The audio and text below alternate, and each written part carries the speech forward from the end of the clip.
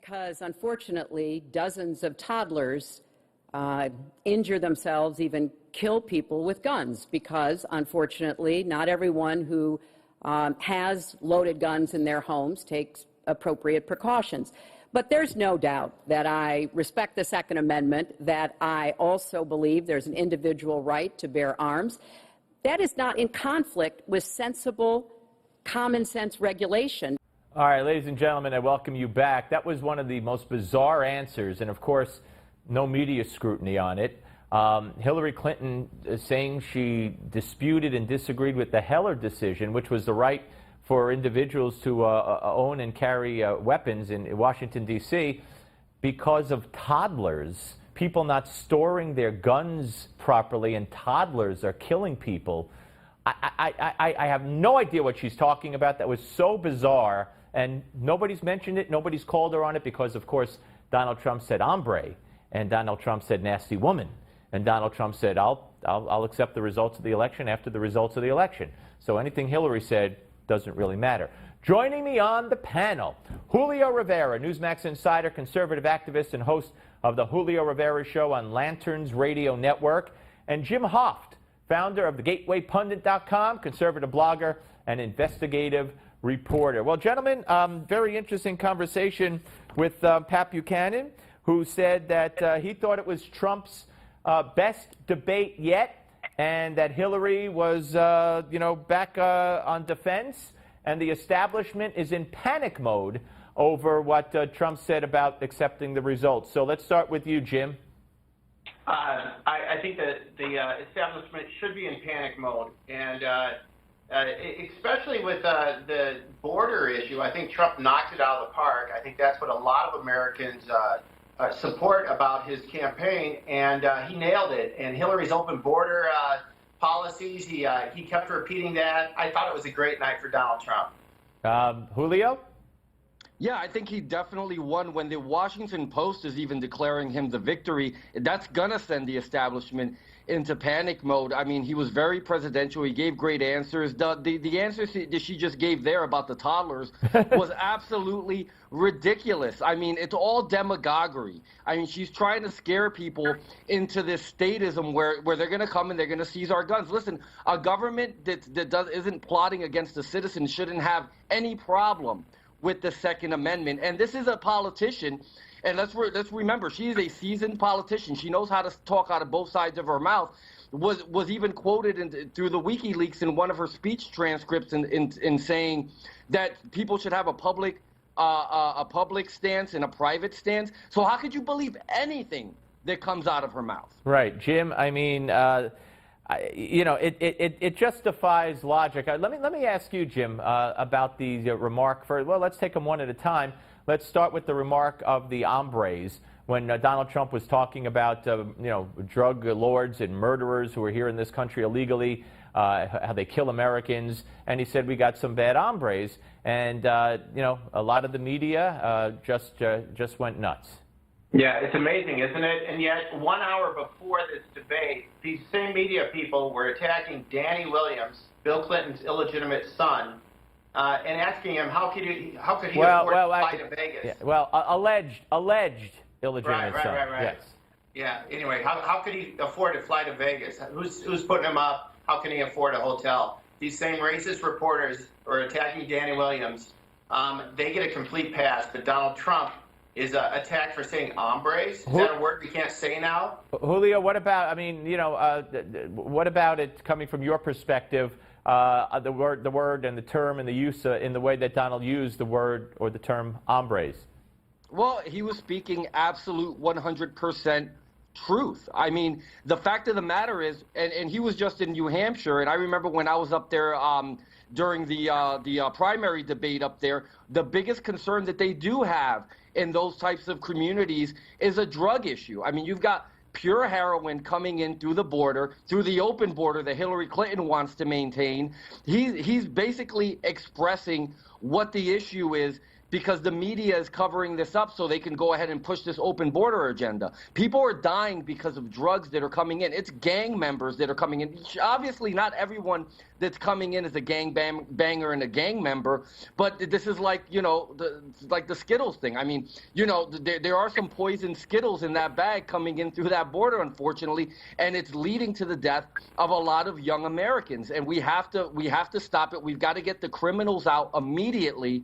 And we have to basically, listen, you can't have a country without borders. You have to enforce the rule of law. And just because Donald Trump is bringing it up, and just because he used that one word, which I, as a Latino, do not have a problem with, the media is twisting it into saying that maybe he did something wrong, or you can't use his use of that one word as a justification for open borders. I'm sorry. Right. And Jim, let's shift to the other, I guess this is the third of the big three that the media is pounding on today, when Donald Trump interjected over Hillary's answer on Social Security. After she gratuitously attacked him in her answer, he called her a nasty woman.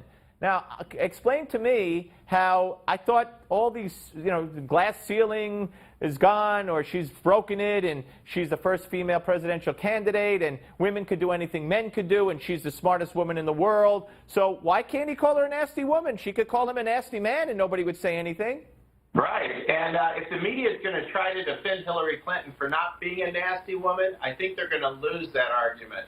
Most Americans understand who Hillary Clinton is. We're seeing it now every day with the WikiLeaks leaked documents from Podesta, and we see what they talk behind the scenes, what they talk different line to Americans. We see all of her the attacks she's had over the years. I think Trump will win that argument. What about it, Julio? Yeah, I think it's absolutely ridiculous. She's not a damsel in distress. This is a very cold, very calculated woman, and just like Jim said, it's all coming out through the WikiLeaks, and we're finding out exactly what's been going on behind the scenes, and it's cold and it's calculated. They did it to Bernie Sanders. They burn their own. They do anything they can. They use, I guess, selective racism whenever it behooves them to go ahead and make certain claims against certain people. Listen, this is ridiculous already. I'm sick of this. Hillary Clinton has been exposed, and it's time for the media to do their job and have integrity in reporting. All right.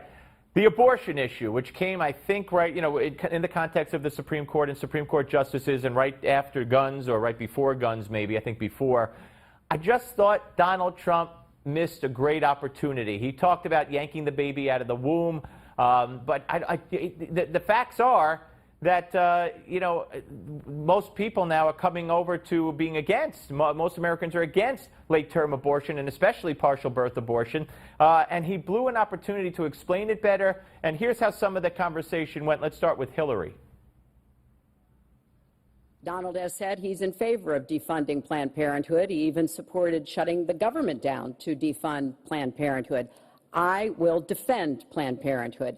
I will defend Roe v. Wade, and I will defend women's rights to make their own health care decisions. And we have come too far to have that turned back now. And, and my answer to that would be, hey, it's not a health care decision if you want to kill your baby in the last trimester, even if you don't want to go through the whole, say that about all abortion, at least concentrate on the last trimester. Here's what Trump actually said. Based on what she's saying and based on where she's going and where she's been, you can take the baby and rip the baby out of the womb in the 9th month on the final day. And that's not acceptable. Well, that is not what happens in these cases. And using that kind of scare rhetoric is just terribly unfortunate. You should meet with some of the women that I've met with, women I've known over the course of my life. This is one of the worst possible choices that any woman and her family has to make. All right. Again, I just think Donald Trump, guys, should have said, it's very rare. He should have had the statistics. It's almost never happens that a woman needs to have the baby delivered dead in the last trimester, especially in the last week, to save her life. I mean, it just doesn't happen, Jim. Right. He had plenty of opportunity there to score some direct hits. Although I think you won the argument, Steve. The fact that he explains, even as little knowledge I think that he understands about that procedure. It is very barbaric and gruesome. And the fact that he just said, rip it out of the woman, there's truth to that. And people who know what partial birth abortion is, he's going to win that argument. I think 70–80% of Americans agree with Trump on that.